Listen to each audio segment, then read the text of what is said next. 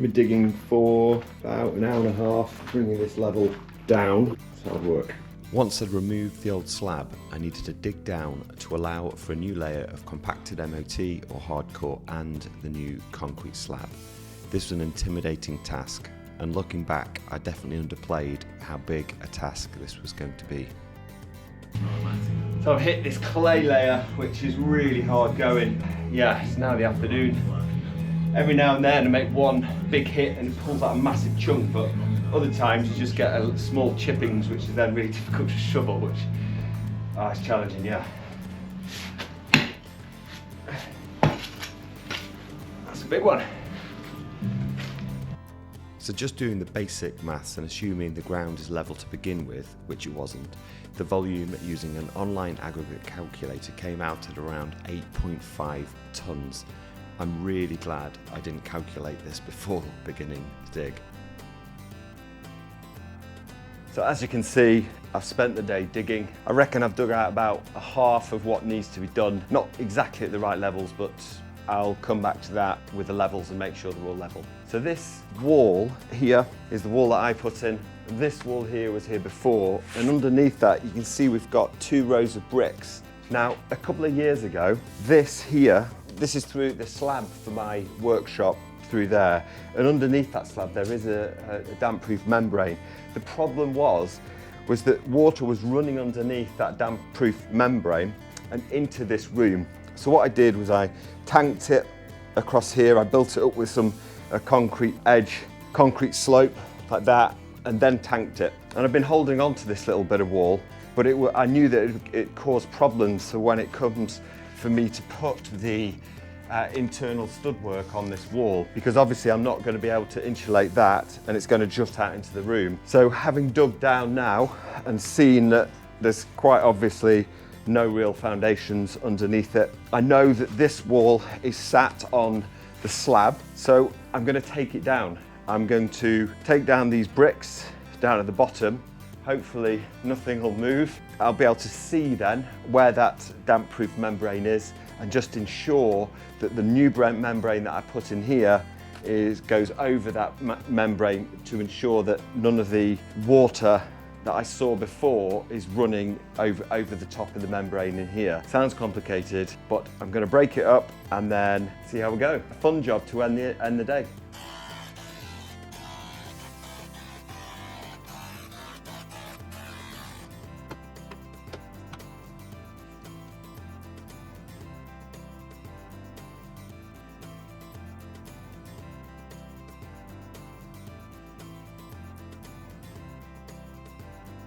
The weird wall is gone. So it took a little bit of persuading with the sledgehammer, which was the most effective tool for this job. A few whacks and it started to drop down. More than anything, there wasn't really anything underneath it, so it wasn't too difficult just to release with the sledge. As we can see, this is the sort of level of the workshop next door, and that's the level of the membrane next door.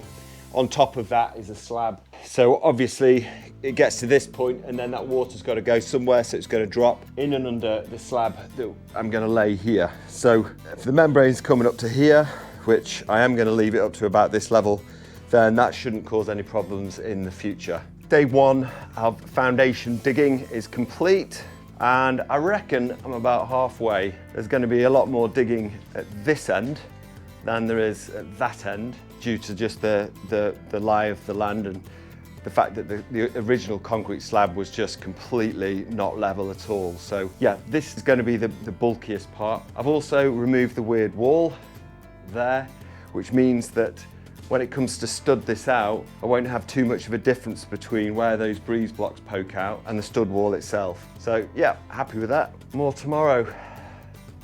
So I've been digging now for a couple of days and working as I go, trying to work out how much to take out, how much material, because obviously I don't want to take out too much material from the ground.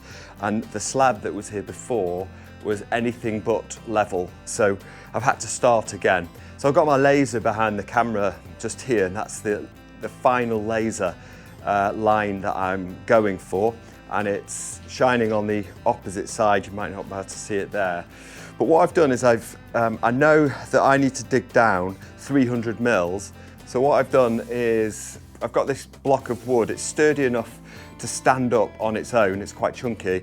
And I've marked on there my 300 mil mark. And all I'm doing to check is literally just going around, lining it up, putting it on there, and going down a little bit lower is not such a bad thing.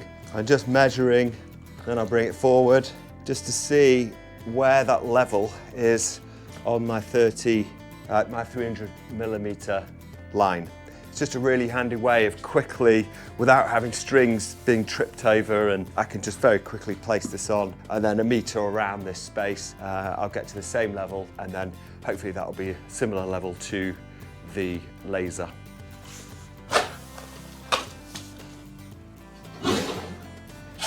Oh.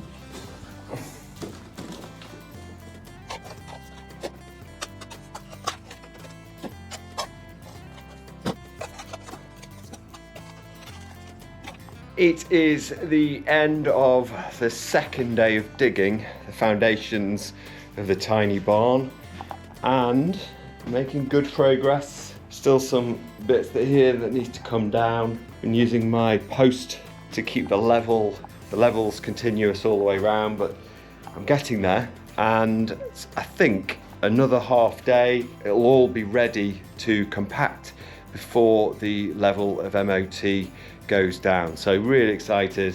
It's backbreaking, but I'm getting there. So I've come in after the weekend into the barn, and as you can see, lots of water has built up.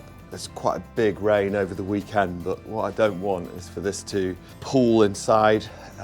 So I've been in contact with our building control expert and come to the conclusion the best thing to do is to put a land drain, an internal land drain around the perimeter of the barn, which means more digging.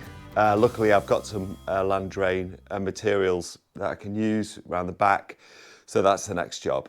If you've enjoyed this video, please like it and make sure you subscribe to the channel to get notified when the next video goes live. Thanks for watching.